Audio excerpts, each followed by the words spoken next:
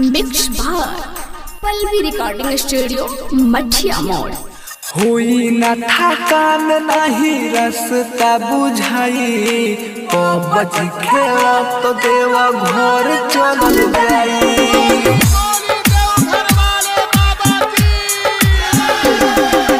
बाबा करी कृपा नहीं पौआ दुखाई बज खेला तो देवा घर चल जाई।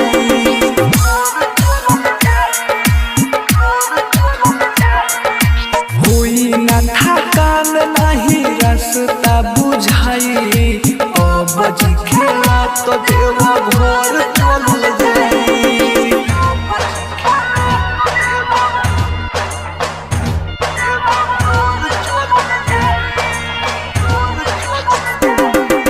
डीजे कंचन राज नीम चौक चौसीमा वैशाली।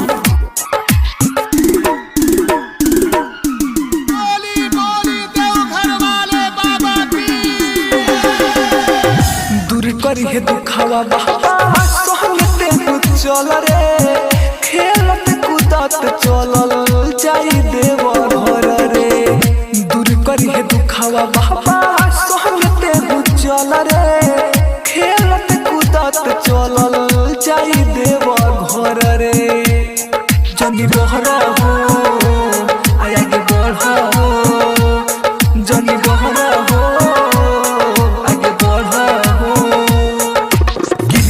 करी हे बाबा सुखवा घरे तुहरो आई बज खेला तो देवा घर चल जाई। होई न थकान नहीं रास्ता बुझाई बज खेला तो देवा घर चल जाई। मिक्स बार पल्लवी रिकॉर्डिंग स्टूडियो मठिया मोड़। कंचन राज नीम चौक चौसीमा वैशाली।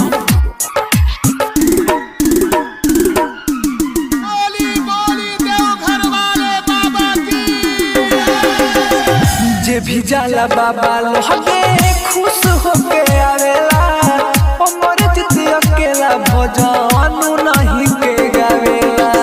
जे भी जाला बाबा लोगे खुश होके आवेला हमर जित अकेला भजन नहीं के गावेला। हो बाटे महिमा महान झूठ सारा जहान हो बाटे महिमा महान झूठ सारा जहान। छोटू परमोध सोने राहुल अंकित जाई बज खेला तो देवा घर चल जाई। होई न थकान नहीं रास्ता बुझाई बज खेला तो देवा घर चल जाई।